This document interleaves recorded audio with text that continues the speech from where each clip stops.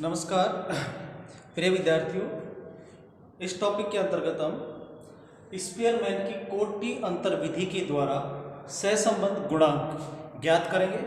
हमने पिछले टॉपिक में उसकी विधि और उसके विभिन्न स्टेप्स के बारे में अध्ययन किया था। यहाँ हम इस सवाल को प्रैक्टिकल करके कोटि अंतर सहसंबंध गुणांक ज्ञात करेंगे। तो ये दो समांकमालाएं हैं, ये x श्रेणी के मूल्य हैं, दूसरे y के मूल्य हैं, और इन दोनों के बीच में हमें सहसंबंध ज्ञात करना है। तो सबसे पहले हम जो करते हैं कि सबसे पहले हम x श्रेणी के पद मूल्यों को रैंक प्रदान करेंगे, अर्थात क्रम प्रदान करेंगे, और वो उनके मूल्यों की अधिकता के आधार पर करेंगे। जो सबसे अधिक बड़ा नंबर है उसको हम नंबर 1 देंगे, फिर उससे कम वाले को 2, 3, 4 इस तरह से घटाते जाएंगे। तो यहाँ सबसे अधिक ये हमने लिखा कोटि x, अर्थात x के मूल्यों का क्रम, जिसको हमने यहाँ Rx भी लिखा है, अर्थात रैंक ऑफ x। तो सबसे बड़ा मूल्य है 95, जिसको हमने 1 नंबर दिया है। फिर इससे के बाद आता है 91, जिसको 2 नंबर दिया है। फिर इसके बाद आता है 90, जिसको 3 नंबर दिया है। फिर इसके बाद आता है 89, जिसको हमने 4 नंबर दिया है। और फिर 85, जिसको 5 नंबर दिया है। फिर 76, जिसे 6 नंबर दिया है। 85 फिर 72, जिसे 7 नंबर दिया है। फिर 59, जिसे 8 नंबर दिया है। फिर 56, जिसे 9 नंबर दिया है। और सबसे छोटा नंबर यहाँ 51 है, जिसे 10 नंबर दिया है। तो ये 10 पद मूल्य है, तो इनको हमने 1 से लेकर 10 तक अलग अलग रैंक प्रदान कर दी है। ठीक ऐसे ही y श्रेणी के जो मूल्य हैं उनको यहाँ इस कॉलम के अंतर्गत हम रैंक प्रदान करेंगे। सबसे बड़ा मूल्य 20.8, जिसको हमने 1 नंबर दिया है। फिर 19.2, जिसको 2 नंबर दिया है। फिर 18.9, 3 नंबर दिया है। और इस तरह से इन सब पद मूल्यों को 1 से लेकर 10 तक हम अलग अलग रैंक प्रदान कर देंगे। इसका सबसे छोटा मूल्य 14.9 है, जिसे 10वीं रैंक दी है। इस तरह से हमने दोनों श्रेणियों के पद मूल्यों को अलग अलग रैंक प्रदान कर दी। अब इस रैंक को प्रदान करने के बाद में नेक्स्ट कॉलम में हम क्या करेंगे, इन दोनों की रैंक का अंतर निकालेंगे, जिसे हमने लिखा है डी, डिफरेंस।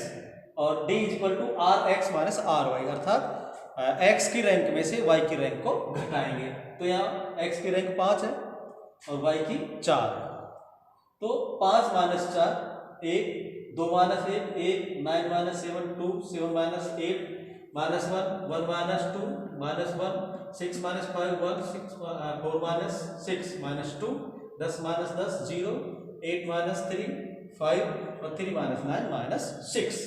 इस तरह से हमने ये d निकाल लिया, और फिर इसका टोटल कर लेंगे, जिसे हम कहते हैं सिग्मा डी।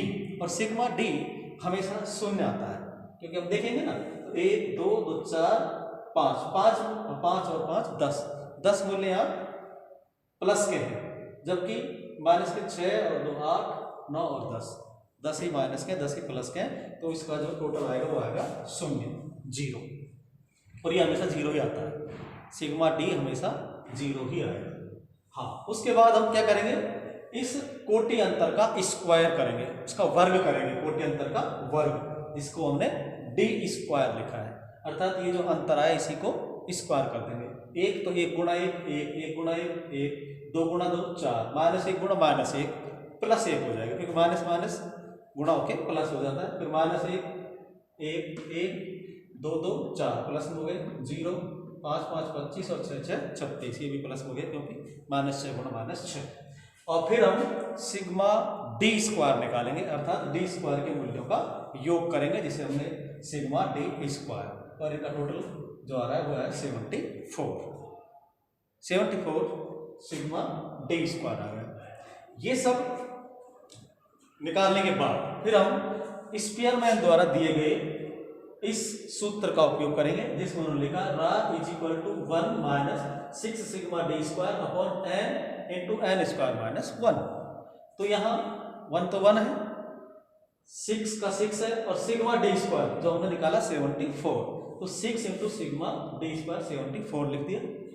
फिर बटे 10, n कितना है 10 है, नंबर ऑफ ये डेटा जो भी पदमूल हमें दिया कितना 10, तो 10 इंटू 10 का स्क्वायर माइनस 1, तो 1 माइनस 74 इंटू 6 करेंगे तो 444 आएगा, इंटू अपॉन 10 10 का square 100 minus 1, 1 minus 444 upon 10 into 99।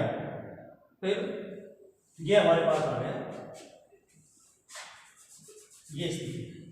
अब हमने क्या किया है कि इसका सॉल्व करने के लिए हमने इसके नीचे 1 मान लिया, दोनों का इसके नीचे 1 है, इसके नीचे 990 है, दोनों में कॉमन लेंगे, कॉमन इसका आ जाएगा 990 और फिर हम इसको सॉल्व करेंगे तो ये आ जाएगा 990 माइनस 444 और ये आएगा 546 अपॉन 990 और इसका जब हम भाग देंगे तो ये आ जाएगा 0.55। अब यहाँ देखिए ये जो संबंध है वो धनात्मक है, अर्थात यदि x के मूल्य बढ़ते हैं तो y के मूल्य भी बढ़ते हैं, अर्थात एक समान दिशा में दोनों में परिवर्तन होता है। और जो सहसंबंध गुणांक आया वो 0.55 है, अर्थात एक श्रेणी के मूल्यों का दूसरी श्रेणी के मूल्यों पर प्रभाव पड़ता है और वो किस मात्रा में पड़ता है 0.5 का, मतलब मध्यम रूप से ये एक श्रेणी दूसरी श्रेणी को प्रभावित करती है। इस प्रकार से स्पीयरमैन के कोटि अंतर विधि द्वारा हम दो श्रेणियों के पद मूल्यों के बीच सहसंबंध गुणांक ज्ञात कर सकते हैं। धन्यवाद।